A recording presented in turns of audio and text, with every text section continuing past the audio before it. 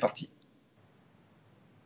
Bonjour les amis et bienvenue dans ce retour du Club Foot sur Tendance Ouest et sur toutes les plateformes digitales de Tendance Ouest. Vous en avez l'habitude depuis le confinement. Le Club Foot, c'est en vidéo chaque semaine et vous pouvez le retrouver, ce Club Foot, évidemment en archive avec tous ceux qui sont en face de vous encore aujourd'hui parce qu'ils ont décidé de remplir encore une cérémonie. Ce sont des têtes que vous connaissez, ce sont des spécialistes du foot dans notre région. Et pour ouvrir cette saison 2020-2021 du Club Foot, on accueille d'abord Marc Aubeau du Courrier Cauchois. Bonjour Marc. Bonsoir. Bonjour à vous. Bonjour. Mathieu Pitot du Foot Normand. Il est déjà couché, Marc. Bonjour à tous. Il fait encore jour chez moi en tout cas, c'est bon. Et le coach Gallon est en notre compagnie et rempile pour cette saison aussi. Bonjour coach Gallon. Bonjour à tous. Bon messieurs, on va commencer par le Stade Malherbe avec ensuite le HAC, puis ensuite le foot en Normandie en National 1, National 2, National 3. Mais on ouvre avec Malherbe. Malherbe qui a vécu un été mouvementé, un nouvel été avec plein de vagues et puis un début de saison, ma foi, avec 4 points, match nul à Clermont et une victoire 1-0, c'était samedi dernier. Vous avez pu le vivre sur les plateformes digitales de Tendance Ouest en direct. Victoire 1-0 face à Ajaccio. Mathieu Billot, je commence avec vous. On va en venir juste aux sportifs pour commencer. C'est pas mal, 4 points. C'est même très bien. C'est 4 points en 2 matchs. On peut difficilement... On peut faire juste un tout petit peu mieux, mais pour le Stade Malherbe, c'est très bien. Quand on compare avec la saison dernière, c'est quand même largement mieux. Donc, non, c'est plutôt... c'est une bonne base de travail pour la suite à partir dans 2 semaines. Coach Gallon, je me tourne vers vous sur le plan technique. Alors, on va rembobiner un petit peu la cassette. Au début de l'été, il fallait énormément dégraisser le groupe. Il fallait le préparer sur une préparation de 8 semaines extrêmement longue. Comment vous jaugez cette entrée en matière des Malherbistes sur les 2 premiers matchs ? J'ai surtout vu le deuxième match. J'ai trouvé une équipe très dynamique, un peu même différente de ce que j'ai vu l'an passé, qu'une équipe qui essaye de jouer. J'ai trouvé qu'ils ont posé beaucoup plus le ballon, ils ont essayé de chercher des décalages avec une maîtrise technique bien au-delà de ce que j'ai pu voir l'an passé. Moi, c'est un football qui me plaît et j'ai trouvé une équipe solidaire quand il a fallu l'être en fin de match pour aller préserver ce résultat. Mais en tout cas, elle a lancé un signe positif. Je crois que ce match était le signe de beaucoup de choses. Le signe du nouvel ère, le signe d'un match gagné, le signe d'un au revoir de président, d'un accueil d'un autre. Enfin, je sais pas, j'ai eu le sentiment de beaucoup de choses positives sur ce match. Mathieu, nous y étions à ce match, vous et moi notamment, face à Ajaccio. Ce que souligne le coach Gallon, on l'a tous vraiment ressenti. C'était un match particulier quand même. Ouais, c'est un match particulier. Après, je ne sais pas si le déroulement du match est lié, si les événements... Non, mais l'atmosphère autour du match, pas le match lui-même, mais l'atmosphère autour du match était assez particulière quand même samedi. Oui, moi j'ai surtout ressenti une atmosphère que les gens étaient heureux de retourner au stade et de revoir un match officiel du coup, parce certains d'entre eux avaient pu voir des matchs de prépa. C'est surtout ça que j'ai ressenti avec une belle petite ambiance mise malgré toutes les mesures qui sont prises sanitaires pour faire respecter. Donc c'est surtout ça que j'ai ressenti. Après forcément, à la fin du match, il y a eu les scènes de joie avec le nouveau président Olivier Piqueux. Après, j'ai pas ressenti que la coulisse a eu un impact sur le terrain, en tout cas sur ce match-là. Alors peut-être pas un impact, mais par contre les mouvements en coulisses étaient réels. On l'a vu, Olivier Piqueux est officiellement le 24e président de l'histoire du Stade Malherbe de Caen, le premier à en être salarié, donc à en vivre. On verra plus tard dans cette émission et plus tard au fil de la saison ce que cela implique forcément dans la gestion du club. Au-delà de tout ça, coach Gallon, on a un Pascal Duprat qui, malgré les vagues, malgré tout ce qui s'est passé, reste dans sa ligne. Ouais, je pense qu'il est resté sur sa ligne directrice depuis le début, alors que ça fait quand même quelques mois que cette affaire de reprise dure. Je pense qu'il espérait des joueurs, il a vu qu'il fallait dégraisser, mais je pense qu'au fond de lui, il a gardé ce fil conducteur, il a préparé ses joueurs à cette reprise, et puis je pense qu'aussi il avait des informations en interne qu'il n'a jamais divulguées, qui lui laissaient espérer quand même qu'on se tourne vers ce qui s'est produit la semaine dernière. Donc il a pas lâché et je trouve que cette équipe dégage des forces positives et l'ensemble du club a dégagé des forces positives pendant cette phase qui n'a pas été facile. Première force positive dégagée, Mathieu Billot, je me tourne vers vous. C'est quand même Yacine Bamou, c'est un peu un miroir de ce qui se passe depuis quelques semaines. Il n'était pas censé jouer, il était censé être dans le dégraissage de départ, puis il a bien travaillé. D'ailleurs, Pascal Duprat en a fait l'éloge samedi après la rencontre. Il y a un pacte entre Duprat et ce joueur-là, et à mon avis quelques autres. On est dans une logique de rentrer dans le combat tout de suite, et puis si malheureusement avec, c'est ça l'idée? Oui, alors concernant Yacine Bamou, ce Yacine Bamou-là, pour le moment, il a clairement sa place au Stade Malherbe, et s'il reste, je pense que Pascal Duprat sera très heureux. Voilà, c'est la seule interrogation qu'on peut avoir sur Yacine Bamou, c'est éventuellement son niveau de revenu, héritage de la Ligue 1 qui pourrait faire planer une interrogation. Mais je pense que l'idée, c'est quand même, en tout cas pour Pascal Duprat, de le garder. Et s'il part, il faudra, mine de rien, Malherbe a un effectif très important en quantité, mais les joueurs sur lesquels compte à l'instant T Pascal Duprat, ils ne sont pas si nombreux que ça. Donc, preuve en est, Mathieu, je vous interromps quelques secondes. Preuve en est, la méthode de Duprat pour mettre en place son équipe type au fait de préparation, elle s'est dégagée très vite, cette équipe type, finalement. Oui, enfin, je pense que ça, c'est peut-être plus le coach qui peut répondre, mais de toute façon, je ne pense pas qu'un entraîneur va travailler avec 35 joueurs pendant 8 semaines. Vous le faites peut-être au départ sur les premières semaines qui sont peut-être plus consacrées au travail physique, et à partir du moment où vous voulez rentrer un petit peu plus dans le vif du sujet du ballon, il faut vous réduisez ça avec les joueurs que vous estimez répondre à vos attentes, sachant que rien n'est fermé. Hein, il y a notamment des jeunes qui ont fait des apparitions, qui sont arrivés, qui sont sortis. Mais au bout d'un moment, il faut bien réduire le groupe, c'est inéluctable. Coach Gallon, justement, il vous a tendu la perche, Mathieu Billot du foot normand. Comment on fonctionne pour finalement fabriquer assez vite son équipe type du côté de Pascal Duprat? Faut expliquer aussi que la prépa a été complètement différente de ce qu'on a pu voir dans l'histoire du football. Certains avaient décidé de faire 7 semaines d'un coup, Caen avait décidé de faire 8 semaines, c'est-à-dire 4 semaines, une semaine de vacances et 4 semaines derrière. Je pense que ça a été en 2 phases. Les 4 premières semaines où là, tout le monde a été pris ensemble parce qu'il y a une grosse charge de travail athlétique. Et puis les 4 autres semaines divisées en 2 groupes. Comme tu as pu le dire tout à l'heure, où là au départ, Bamou n'était pas dans le groupe, il avait écarté certains, ils sont revenus. Mais lui avait déjà gardé son groupe de travail, qui savait que l'équipe qu'il allait aligner, enfin plus ou moins dès le départ. Après, dans les matchs amicaux, il y a quand même eu pas mal de turnover. Et il n'a pas aligné aussitôt son équipe type. Et je trouve qu'il a attendu vraiment le dernier moment. Il a essayé de donner le maximum de temps de jeu à tout le monde. Et il a essayé de concerner le maximum de personnes. Et ça a été bien fait. Et maintenant, il y a aussi quelque chose qu'on n'a pas parlé. Je trouve que tout ce qu'ils ont pu faire de stage de cohésion, on a vu avec les pompiers, à Omaha Beach, à Utah Beach. Enfin, on a vu des choses qui, j'ai l'impression que ça ressort. Que l'état d'esprit va être un élément fort. Mais après, il faut quand même qu'on voit en regardant le match samedi, qu'on voit quand même l'effectif du Stade Malherbe, c'est pas n'importe quoi comme effectif. On a quand même des joueurs de qualité, des joueurs reconnus au niveau de Ligue 2, voire Ligue 1, des jeunes qui poussent, qui ont envie et qu'on prouvait pendant la prépa qu'on pouvait compter sur eux. Et d'ailleurs, nos 2 grands Villers qui étaient là dans le groupe, et pour nous, c'est une grande fierté. Ouais, Johan Le Penant et Lou Hervieux, effectivement. Mathieu Billot, vous en soupesez quoi de la qualité de cet effectif jusqu'à maintenant pour matcher en Ligue 2? Bon, après 2 journées, je crois que c'est un peu prématuré de dire si cet effectif-là a la qualité pour prétendre à quelque chose, surtout que le mercato se terminant dans 1 mois, c'est surtout, il faudra voir quel visage il aura dans 1 mois, l'effectif, pour se connaître un petit peu les ambitions de ce Stade Malherbe. Vous êtes en train de dire qu'on est qu'au mois d'août, finalement, d'habitude. On est même au mois de juillet, limite fin juillet, par rapport à l'année dernière, on est limite fin juillet. Hein. La saison de l'année dernière a dû commencer vers le 22 ou le 25 juillet, le premier match à Sochaux. Donc voilà, il y a un mois de décalage au niveau du mercato.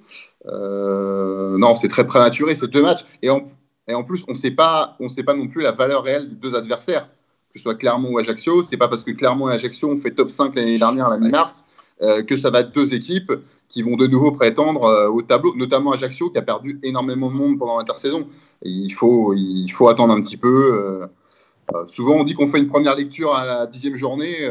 On verra où on sera le Stade Malherbe à ce moment-là. Justement, coach Gallon, là, on vient de le stipuler, il y a un mois de décalage par rapport à d'habitude. Ça veut dire que le mercato se termine le 1er octobre. Qu'est-ce qui va se passer là, au sein du club, entre le coach, le directeur sportif, le nouveau président? C'est réunion tous les jours pour essayer d'ajuster l'effectif, c'est ça l'idée? Il y a deux choses. On avait un problème avant, c'est qu'on a une grosse masse salariale sur quelques joueurs. Donc ça, il y a des joueurs qui ont des salaires de Ligue 1 qui, à mon avis, il y a eu des grosses interrogations à est-ce qu'il faut garder ou pas ces joueurs. Maintenant, le fait qu'il y a un actionnaire qui est arrivé, est-ce que ça va changer la donne? Et à partir de là, si on peut garder ces joueurs, ça va être de renforcer à des postes bien précis. Je pense qu'ils vont chercher encore un joueur offensif, un milieu de terrain, voire un défenseur, mais je pense qu'aujourd'hui, le Stade Malherbe est armé quand même, hein, une équipe de qualité. Maintenant, je pense qu'il faut y mettre 3 joueurs supplémentaires pour apporter un plus. Et je pense qu'avec l'argent qui va être investi, il y aura moyen d'avoir 3 joueurs de qualité. Après, c'est vrai que le mercato, c'est un peu bizarre. On n'a pas l'habitude que ça dure encore si longtemps. Les joueurs qui sont sur le marché, qui ne sont pas sur le marché, enfin, tout est un peu différent. Mais ça, différent à tout niveau. Et je pense qu'il faudra être malin et saisir les bonnes opportunités. Mais je pense qu'en fait, le Stade Malherbe aujourd'hui est parti déjà sur meilleure base. L'an passé, je crois qu'on avait combien de points au bout de 2 journées? 0 points, je crois. Donc aujourd'hui, forcément que dans la confiance, tout est beaucoup mieux et on peut travailler avec de la sérénité. Mathieu Billot, dans les coulisses, même question qu'à Coach Gallon, mais cette fois de l'autre côté de la barrière, hors technicien. Qu'est-ce qui va se passer pendant ce mois à venir là? Il va se passer peut-être beaucoup de choses. Déjà, il y a le projet de rachat à finaliser. Il reste encore quelques étapes. Bon, alors, on le rappelle, la principale de ces étapes restantes reste le vote par le conseil municipal de Caen qui aura lieu le 14 septembre. Ensuite, il faut aussi rappeler, même si les gens trouvent ça long, en matière d'entreprise, le rachat du club bouclé en 4 mois, c'est pas long, c'est ça l'idée? Non, on m'a fait surtout comprendre que c'était extrêmement rapide. Voilà, c'est ça. En interne, on m'a fait comprendre que c'était très, très, très rapide. Donc, c'est vrai qu'on peut trouver ça long parce qu'on parle que de ça, peut-être au niveau du Stade Malherbe depuis quasiment le mois de mars et le confinement. Et comme il n'y a pas eu d'actualité sportive à côté, on s'est concentré là-dessus. Mais non, c'est très, très rapide. Donc maintenant, il reste quelques étapes. Enfin, maintenant, on a vu le communiqué des futurs anciens actionnaires, on va dire ça comme ça, qui ont acté le changement. Donc, faut faire, il faut éventuellement voir s'il y a les moyens de recruter, continuer à dégraisser parce que l'effectif reste important, avec des joueurs sur lesquels pour le moment, il va y avoir, faut pas se leurrer, il va y avoir des prêts et des ventes dans le sens des départs, à coup sûr. À coup sûr, encore faut-il que les joueurs le veuillent bien. Moi, je ne sais pas, je ne suis pas à la place des joueurs. Les joueurs, ils ont un contrat. Est-ce qu'ils vont vouloir certains partir? Est-ce qu'ils vont trouver un point de chute qui leur convienne? Ça va être un petit peu à eux d'y répondre. Oui, mais ça va être, là, on va rentrer dans le jeu des agents du dernier mois de mercato, finalement, qui d'habitude, comme vous le disiez, est au mois d'août, quoi. Oui, enfin on a quand même vu sur les derniers mercatos au niveau du Stade Malherbe qu'on a toujours dit un tel il va partir, et au final il y a des joueurs qui sont restés. Donc en tout cas je m'avancerai pas pour dire que les 3-4 joueurs sur lesquels ne compte pas le Stade Malherbe ne seront plus cannés le 6 octobre. On va voir ça.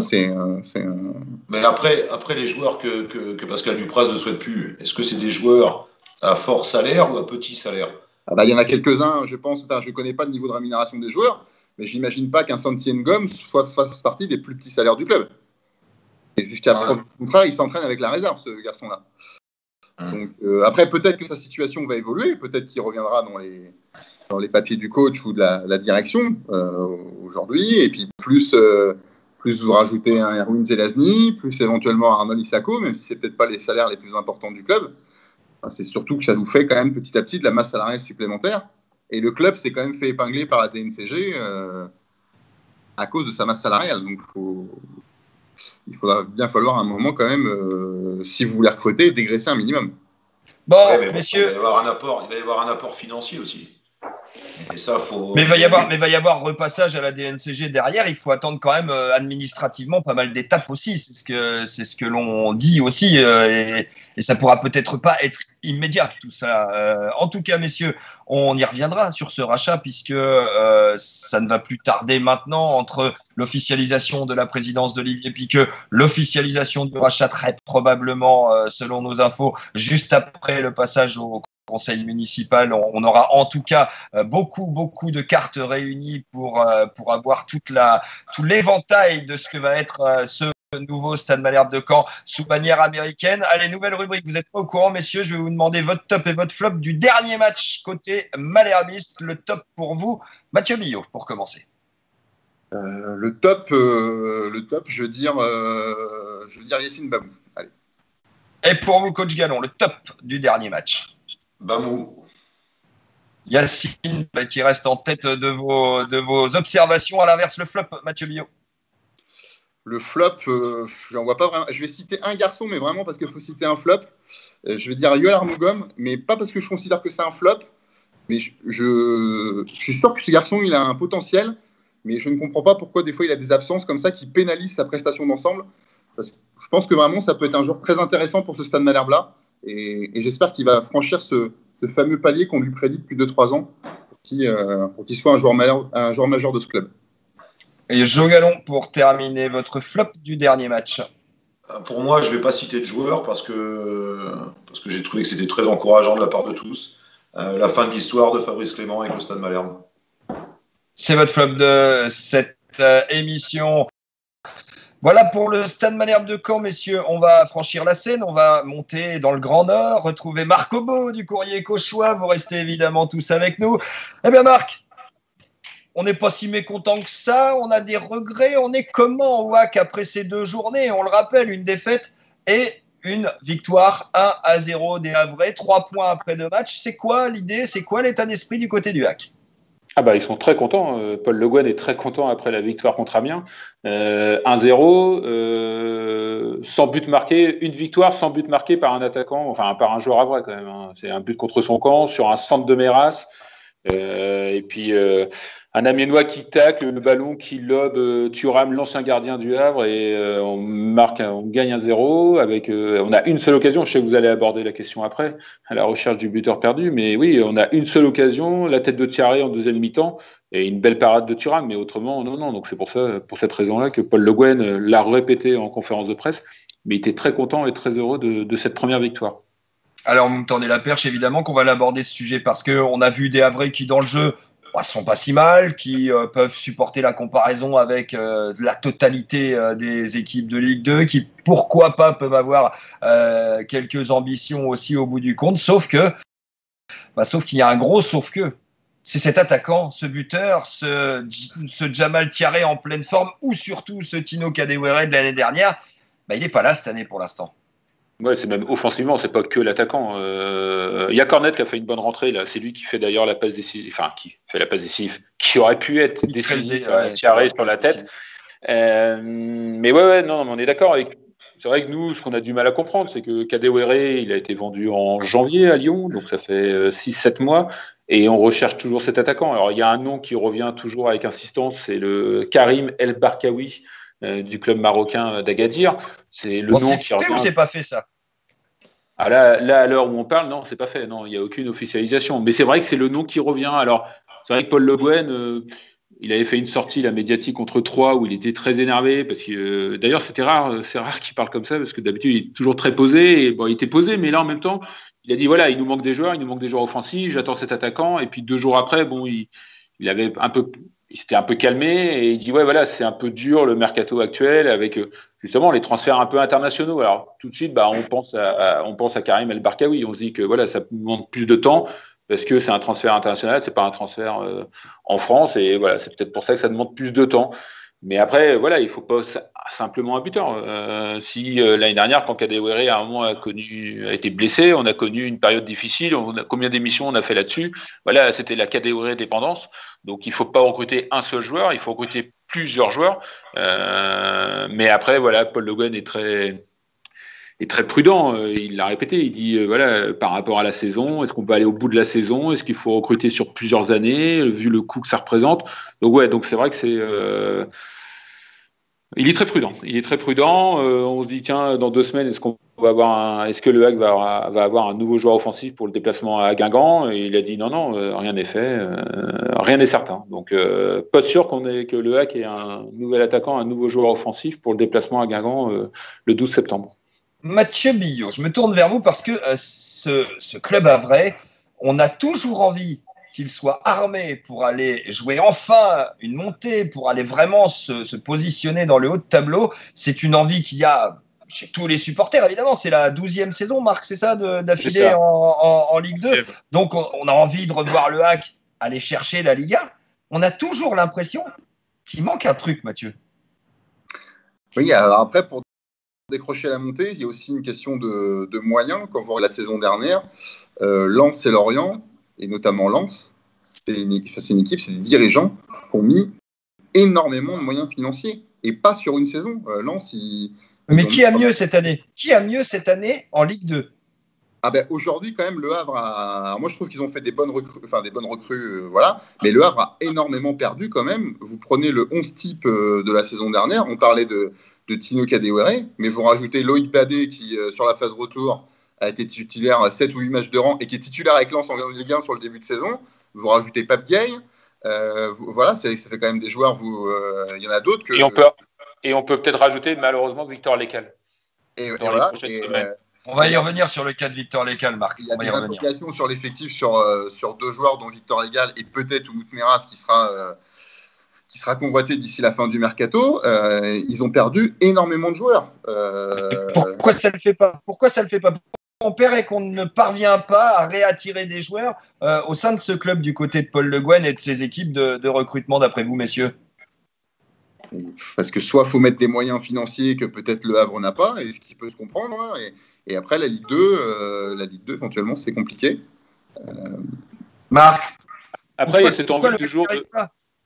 Alors, il y a le président Volpe qui annonce toujours que c'est pas une question. Bon, après, sauf qu'on observe que oui, il recrute pas. Et après, il cherche toujours un joueur qui peut apporter plus qu'un jeune joueur. Et Paul Le Guen le rappelle souvent, il est là aussi pour développer les jeunes. Donc, s'il ne trouve pas un joueur qui est vraiment au-dessus du jeune, il ne le prendra pas. S'il considère qu'il y a un jeune qui a du gros potentiel, il préférera donner la chance aux jeunes plutôt que de recruter un joueur du même niveau. Ça, il le répète, et c'est vrai qu'on peut l'observer, depuis qu'il est arrivé, il le fait. Malheureusement, Badet, ça s'est retourné contre Le Hague. Il l'a mis, il trouvait qu'il était meilleur, il l'a mis défenseur central, titulaire, et voilà, il est parti à Lens pour 0 €. Et pareil pour Coach Gallon, vous êtes notre technicien, notre consultant dans cette émission. Ça se comprend ce que fait Paul Le Guen, non? Tout à fait, c'est une politique de club, de vouloir se servir de son centre de formation. De toute façon, elle est où la politique? Les joueurs qui viennent de centre de formation coûtent moins cher que des joueurs qui arrivent de l'extérieur. Ça, c'est la première chose. La deuxième, c'est de gagner de l'argent à la revente sur ces joueurs. Alors, par contre, quand on fait jouer ces joueurs et que comme Baldé qui part à Lens et qui part pour 0, ça, c'est une mauvaise affaire. Voilà. Et il a joué. Il y a eu des mauvaises affaires ces dernières années. On les a soulevées avec Moukoudi, avec Badé et tout ça. Mais là, c'est aussi tout ce qu'il y a autour de ces signatures de contrats, de ces ventes et tout ça. Mais sur le plan stricto sensu du jeu, on a quand même une vraie qualité de Paul Le Guen. Et c'est en ça, messieurs, que je trouve qu'il s'impose comme un patron. C'est qu'il a vraiment une idée sur le long terme. Et Marc, vous avez soulevé il y a quelques instants ça. Sur le long terme, il a une idée de formation pour aller vraiment mettre les meilleurs jeunes, peut-être, plutôt que d'aller recruter. Le problème, c'est est-ce que ça fait monter ça, coach? Ouais, Sylvain, c'est autre chose. Est-ce que vraiment ils ont annoncé qu'ils voulaient monter? Moi, je n'ai pas entendu une seule fois de la part du Havre. On veut absolument monter. Ça, par contre, qu'aujourd'hui, ils investissent de l'argent dans leur centre de formation, ça, c'est une certitude, qui permet aujourd'hui d'avoir des joueurs qui intègrent le groupe professionnel et qui jouent. Ça, c'en est une deuxième. Et la troisième, l'objectif est de faire de l'argent.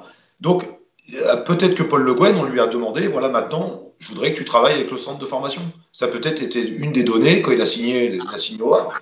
Après, le coach, il accepte ou il n'accepte pas. Mais en l'occurrence, je pense qu'on est dans cette ligne directrice de se servir du centre de formation et de monter les joueurs au-dessus. Et Volpe, il veut qu'une chose, à mon avis, c'est qu'il y ait des ventes de joueurs. Mais c'est là, et je reviens à ce que je viens de dire tout à l'heure, quand vous demandez à un coach de faire ça, qui vous fait jouer les joueurs, que vous les met en vitrine et que ça vous rapporte zéro, c'est qu'à mon avis, ça arrive une fois, ok, mais là, ça fait quand même 2-3 fois que ça arrive.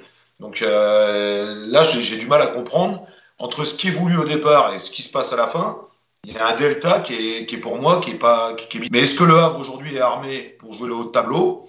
Je ne suis pas si sûr que ça s'ils ne recrutent pas des joueurs un peu plus confirmés qui vont apporter un plus. Alors par contre, quand j'entends il faut que ces joueurs apportent un plus par rapport aux jeunes, là je suis entièrement d'accord avec ça, de ne pas recruter pour recruter. Mais si le Havre veut jouer les premiers rôles, il faudra recruter au moins 2-3 joueurs qui apportent un plus à cette équipe. Marc Obo avec le Courrier Cauchois, vous suivez le HAC chaque semaine dans vos colonnes. Qu'est-ce qui manque au HAC aujourd'hui pour aller chercher le haut de tableau? Ah non, clairement de l'investissement sur des joueurs de haut niveau qui peuvent permettre, soit des joueurs de Ligue 1, Cabot, je crois qu'il n'a pas encore trouvé un club, hein. Cabot, il est toujours libre. Voilà, c'est un joueur Ligue 1, très haut niveau Ligue 2. Qui ouvre le carnet de chèques. Je voudrais juste rebondir sur ce que dit Coach Gallon, là, très intéressant, en disant que ils sont fait avoir sur Badé, sur Boukoudi. Président Volpe l'a annoncé, hein, la nouveauté cette saison et pour les années futures, c'est tant que le jeune ne signe pas pro, il ne pourra pas jouer en équipe première. C'est une condition qu'il a imposée. C'est une bonne chose, ça, coach? C'est une bonne chose? La preuve que non. Non, mais là, à partir de cette année, il l'a mis. À partir de cette année, celui qui ne signera pas pro, c'est la réaction à Badé, en fait, ça. Oui, mais après. Badé, ça a été la goutte d'eau.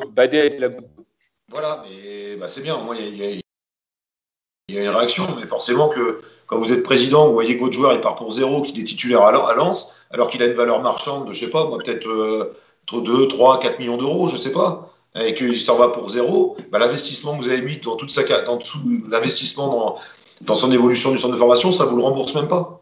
Donc dans ces cas-là, ça sert à rien de faire de la formation. Pour faire 7 matchs et partir pour zéro, ça sert à rien d'investir dans la formation. Donc au moins il y a une réaction. Et c'est clair que peut-être que le Stade Malherbe là-dessus avait un temps d'avance. Ils ont peut-être fait ça, mais au moins ça les couvre de ce genre de problème. Marc Obo, on va se projeter un petit peu vers l'avenir. Les 2-3 prochains matchs, notamment celui à Guingamp, sont très attendus pour le HAC. La petite pause qui arrive internationale, là, elle va servir à quoi, Paul Le Guen, selon vous? J'espère à trouver ces fameux joueurs offensifs, à les faire signer. On espère tout ça, mais honnêtement, c'est flagrant. Tout à l'heure, vous avez dit, ça produit du jeu, ça joue et tout. Ouais, enfin, offensivement, c'est stérile, quoi. 2 matchs, 0 but, et une seule. Alors, quand je disais ça, j'étais plutôt sur l'aspect de la solidité. Ce que l'on voit en début de saison me paraît solide. Voilà. Dans le bloc défensif, on n'est pas tellement mis en péril jusqu'à ce que Ertugrul Ersoy fasse absolument n'importe quoi à 3. Il n'y avait pas de péril, quoi. Il n'y avait pas de péril. Si, il va aussi peut-être t'apprendre parce que Bemba, sur le deuxième jaune, je ne sais pas si vous l'avez vu, mais il fait un tacle. Il n'y a pas lieu de faire un tacle ici, au rond central, deuxième jaune, début du match. On sait que le match d'avant, on a fini à 9. Enfin, c'est un peu aussi une faute dommageable, mais finalement, on joue encore à 10 contre 11 pendant. Parce qu'après, il y a une expulsion vers la 82e, quelque chose comme ça. Donc pendant 30 minutes. Pendant longtemps, à 10. Ouais, je de nouveau à 10. Donc il va peut-être travailler là-dessus aussi, de dire à ses joueurs de moins jeter, de plus cadrer, et puis de moins faire des fautes. On va dire, là, c'est des fautes bêtes, clairement, à ce niveau-là. Ils vont pas pouvoir compter sur un Gorgelin exceptionnel contre Amiens samedi soir. Il a fait des arrêts à la Neuer, ses pieds, là. Il a été très, très fort. Ça va peut-être devenir la nouvelle mode. Mais non, mais Gorgelin, le HAC peut dire merci à Gorgelin. Allez, Marc Obo, vous allez également passer au petit jeu du top et du flop du dernier match. Le top pour vous au dernier match, on imagine que c'est l'homme dont vous venez de parler, évidemment. Exactement, transition parfaite. Donc Mathieu Gorgelin pour ses arrêts. Mathieu Billot, allez, vous avez vu des extraits, vous avez plongé forcément avec le foot normand dans ce match du Havre. Le top, pareil à Gorgelin? Oui, alors Gorgelin, c'est un top depuis qu'il est arrivé, parce que je pense qu'il est vraiment très très bon. Et moi, je mettrais un petit top général, même sur les 4 joueurs, hein, même si Mbemba forcément a fait une connerie là, avec son deuxième jaune, mais je trouve que les 4 joueurs qui sont arrivés sont quand même des joueurs sur le papier très intéressants. Donc le Havre n'a pas pris personne non plus, ils ont pris 4 joueurs qui pour moi sont intéressants. Ça suffit peut-être pas, mais c'est pas mal. Et le flop, en revanche, pour vous, Marc Obo? Bon, après, pendant 50 minutes, c'était pas mal, hein, mais je vais dire pour ce nouveau carton jaune et cette nouvelle expulsion, je vais dire Bemba. Et pour vous, Mathieu Billot? Eh ben, les rouges d'une manière générale, les 3 pris depuis les 3 trop de rouges. journées. Trop de rouges, sur le. Les 3 rouges en 2 journées. Bon, messieurs, vous l'avez vécu également pendant le confinement avec l'apparition de ce club foot en vidéo. On s'intéresse aussi cette saison au foot régional, à nos clubs normands, nationaux. Il y a l'US Avranches et Quevilly Rouen Métropole qui luttent ensemble dans ce championnat de National 1. En National 2, nous avons votre US Granville, coach Gallon, mais aussi le FC Rouen et la réserve du Stade Malherbe de Caen. Et en National 3, pour ceux qui découvriraient ce championnat, c'est un championnat exclusivement composé de clubs de notre région. Allez, un petit tour, messieurs, de l'ensemble de ce début de saison. Alors, je vais commencer avec vous, coach Gallon. D'un point de vue général, qu'est-ce qui vous inspire ce début de saison en National 1, National 2 et National 3 pour nos clubs normands? Je pense qu'on a vu Avranches avec un effectif complètement remodelé, avec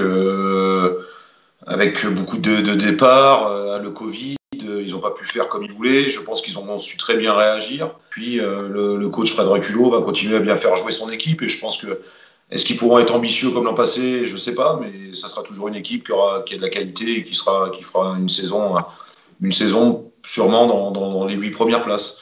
Voilà. Après, Quevilly est parti sur un autre projet avec un nouveau coach. Je pense que c'est le temps que ça se mette en place. Mais je pense que l'ère de ce coach va apporter un sang neuf, va apporter quelque chose de nouveau, mais il faut laisser un peu plus de temps. Voilà, mais on aura 2 équipes qui seront dans le coup dans le championnat national, qui seront compétitrices, et ça, c'est important pour le foot régional. Mathieu Billot, évidemment, on va pas faire parler le coach sur sa propre division. On va vous laisser parler du FC Rouen et de l'US Granville dans ce début de saison. Alors, dans une moindre mesure, on le rappelle, la réserve du Stade Malherbe de Caen est montée de National 3 en National 2 et donc évolue en compagnie de l'US Granville et du FC Rouen. Mais les 2 équipes premières, ce sont elles qui nous intéressent au premier chef. Mathieu, vous en soupesez quoi de ces 2 équipes du championnat de National 2 pour notre Normandie? C'est 2 belles équipes qui, je pense, ont les moyens de se mêler à la lutte, au moins pour le top 5. Je ne vais pas aller plus loin pour le moment, compte tenu que je pense que la poule est une nouvelle fois extrêmement homogène, qu'il est bien compliqué de savoir qui pourra monter, même si Fleury fait un bon départ. L'autre grand favori, Chartres, pour le moment, la mayonnaise avec Jean-Pierre Papin, en termes de résultats, ça prend moyen. Mais c'est vraiment 2 belles équipes qui ont fait 2 beaux recrutements, qui ont réussi aussi chacune de leur côté à garder une petite ossature, peut-être un peu plus au FC Rouen et un peu plus de changement à Granville, stabilité dans les staffs. Je pense comme souvent, je pense que Granville, je pense que souvent ils seront pas très loin effectivement du top 5. Après, pour l'avoir plus, c'est un phénomène. Il faut que vos recrues s'intègrent bien, il faut peut-être que vous ayez le petit facteur réussite en plus, vous ayez le garçon devant qui vous mette peut-être la quinzaine de buts, ça dépendra de ça, mais on a, avec la réserve du Stade Malherbe, on a 3 beaux représentants normands dans cette division. Et en National 3, on va poursuivre le tour avec vous, Marc Obo. Alors, il y a du bas normand, il y a du haut normand en National 3. Cette division, qu'est-ce qu'elle peut recéler, selon vous, cette année? Il n'y a plus beaucoup de Normands, hein. Malheureusement. Il y a quand même une majorité, non? J'ai pas compté, mais il doit y avoir une majorité d'équipes bas normandes, non? En N3, non? Ah, peut-être une de plus cette saison, peut-être une de plus. Ça doit faire 8 pour 6, ça doit faire 8 pour 6. Nous, on a perdu Gonfreville, déjà, qui était un peu notre club phare. Donc, et Grand Quevilly, du côté de la banlieue rouennaise, exactement. Exactement. Déjà, ça commence par un match reporté pour la réserve du HAC. Pour un cas de Covid en U19. Cette réserve du HAC, sincèrement, Marc et Mathieu, est-ce qu'elle est capable de jouer la montée comme celle du Stade Malherbe de Caen l'année dernière? Est-ce que c'est une volonté, Marc? Non, c'est la formation. Ce qui compte, c'est la formation. Ils ont mis Mickaël Le Baïf, entraîneur, c'est la nouveauté, qui était entraîneur avant des U17, là, des U19 l'année dernière. Et là, il s'occupe de la réserve en National 3. En fait, il suit ses joueurs. Donc, c'est bien. Enfin, je sais pas, coach Gallon, je sais pas ce qu'il en pense, mais je pense que c'est la preuve qu'il suit ses joueurs, il suit la formation. C'est un intérêt vraiment pour former les joueurs. Non, moi j'ai envie de. Après, moi je laisse Mathieu parler des bas normands, mais moi les hauts normands, Dieppe j'aime bien. Dieppe parce qu'il reste vraiment sur les joueurs régionaux. Mathieu Gonel fait du super boulot et il a toujours dit, il recrute des joueurs toujours autour de Dieppe. Et là, il commence par une victoire. Il l'a dit, là, c'était important pour lui de repartir après ces longs mois d'absence de compétition. Moi, j'aime bien Dieppe, j'aime bien leur esprit, toujours dans une bonne ambiance. Moi, j'espère que Dieppe va faire un grand championnat cette saison. Bon, la balle vous est lancée. Mathieu, du côté des bas normands, c'est quoi votre petit club que vous avez repéré en National 3? C'est Dieppe pour Marcobo, c'est quoi pour vous? Alors, moi je vais en citer deux, mais pas forcément que des bas normands. Côté bas normand, je trouve que la Gécamp c'est intéressant. Je les ai vus une fois en préparation. Ils ont une belle équipe, un bel effectif. Devant, ils ont des garçons qui peuvent faire mal. Peut-être que le coach d'ailleurs pourra en dire un mot. Je crois qu'il les a affrontés en amical, si je ne me trompe pas. Peut-être que je me trompe. Je me trompe totalement. Voilà. Non, visiblement non. Visiblement non. Et pour moi, je surveillerai aussi Wassel, qui est l'équipe reléguée de N2. Même si le coach Romain Djoubri annonce qu'il est plutôt parti sur un projet de reconstruction. Il y a un recrutement sur le papier intéressant. Voilà. Après, Dieppe aussi, c'est un club qui n'a pas perdu beaucoup de joueurs non plus, qu'on a recruté 2-3. C'est comme un peu la N2, ça peut être des championnats qui peuvent être extrêmement homogènes. Et moi, la réserve du HAC, il faudrait quand même pour s'en méfier, même si ce n'est pas un objectif déclaré. Quand vous avez une bonne petite génération de jeunes, je pense que Le Havre en a une. Quand ça prend bien, ça peut devenir très intéressant. On l'a vu pour une autre réserve la saison dernière. Moi, je pense que la réserve du Havre peut être largement dans les 5 premiers. Bon, même jeu, messieurs, mais vous allez participer tous les trois et on va élargir National 1, National 2, National 3, votre top et votre flop du week-end, toute division mêlée, un événement que vous avez retenu, un but que vous avez vu, un joueur qui vous a marqué, un score qui vous a retenu votre attention. Allez-y, parce que là, en fait, le public ne le sait pas, mais vous le savez absolument pas. C'est qu'ils sont pas au courant, en fait, que j'allais leur poser ça, donc ils ont rien préparé du tout et c'est ça le plus marrant. Et je vais commencer par celui qui sourit le mieux, c'est Mathieu Billot, justement. Allez, je commence avec vous, Mathieu. Votre top et votre flop dans le foot fédéral normand. Eh bien, écoutez, je ne veux pas lui tresser de laurier, mais moi, mon petit top, c'est le recrutement de Paul Relais à l'US Granville. Voilà. C'est pas un garçon que je connais personnellement, je l'ai côtoyé un petit peu professionnellement, mais voilà, c'est le peu que je l'ai côtoyé, je l'aime bien. Je pense que c'est en plus un bon gardien qui sera amené peut-être à faire une carrière de nouveau professionnelle. Et je pense que c'est un super recrutement pour l'US Granville, c'est une super opportunité pour Paul Relais. Et je pense que les deux, ça peut faire un très bon match. Marc Obo du Courrier Cauchois, votre top du week-end en N1, N2, N3. Je vais rester sur Dieppe. En top, la victoire 3-2 là, face au club de Vire, de notre cher ami. Christophe Lécuyer, que l'on salue bien bas, effectivement. Coach Gallon, votre top du week-end dans les championnats fédéraux? Moi, j'en ai deux. J'ai la victoire de la réserve du Stade Malherbe à Blois, qui est un vrai beau résultat. Et la victoire de Div pour son retour en N3. Je crois que c'est bien de retrouver ce club à ce niveau-là. Et l'on salue évidemment l'entraîneur de Div, Philippe Clément, et j'ai une pensée également pour Laurent Moineau, l'ancien président. Successeur bien démarré dans ce championnat de National 3. On a fait les tops, on va faire les flops, on va prendre le même ordre et on recommence. Mathieu Billot, foot normand, votre flop à l'inverse de ce week-end. Les flops, je dirais peut-être un petit peu le flou qui entoure les championnats fédéraux et peut-être régionaux demain, autour de la Covid-19. On a vu un peu ce qui s'est passé à Avranches. Ils ont été touchés par des cas. Il n'y a pas de protocole très précis comme en Ligue 1, Ligue 2. Pendant la préparation, les clubs n'avaient pas accès aux vestiaires. Enfin, c'était pas très... Enfin, j'ai trouvé que ça me manquait un peu de clarté de la part de la fédération. Et je pense que les clubs de ces niveaux-là auraient besoin d'être peut-être mieux accompagnés par rapport à ce problème qui est assez important aussi pour les clubs. Marc Obo du Courrier Cauchois, votre flop du week-end. Je ne vais pas dire la même chose que Mathieu, donc je vais dire... mais c'est autorisé, hein. C'est autorisé, c'est vraiment le sujet. Non, parce que je l'ai abordé tout à l'heure avec déjà la réserve du HAC. Non, je vais dire le nul de QRM au Mans, alors qu'il menait 2-0. Et il menait 2-0, et puis Le Mans revient grâce à un super Brahimi, un gaucher là, de super joueur, je ne sais pas si vous l'avez déjà vu. Et même au fin de match... Le QRM aurait pu. Et d'ailleurs, Bruno Herles l'a parfaitement reconnu.